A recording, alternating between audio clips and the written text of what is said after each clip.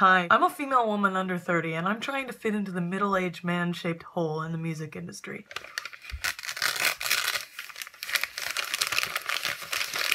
When I was in high school, while everyone else was perfecting their art skills, and with no discernible art skills of my own, I was managing a local punk band, booking gigs and kicking ass in rural Canada.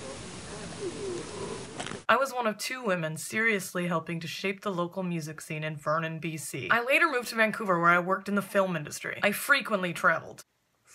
For gigs, for work, for conventions, absolutely anything that would get me on a bus, plane, or train, I would go to it, making YouTube videos as I went. In 2012, I met the British band The Wombats for the first time. I had traveled from Vancouver to Boston to see the gig as they weren't playing in Canada, and that started it all. I followed the tour for a bit and ended up going to 7 gigs across America. I started to think about how I could work on the road. I had gained immense skills over the years from basically being my own tour manager. After talking to the tour manager of The Wombats, I realized something. Tour management is a job. After an epiphany-ridden trip to Norway, I realized tour management is a job that I can do. I enrolled in school in Vancouver to help me on my way. During school, I realized that I had learned more actually planning tours or even just following the Wombats on tour than I was learning in class. After a handful of tours and a lot of mistakes, I'm now ready to enter the music industry full-time.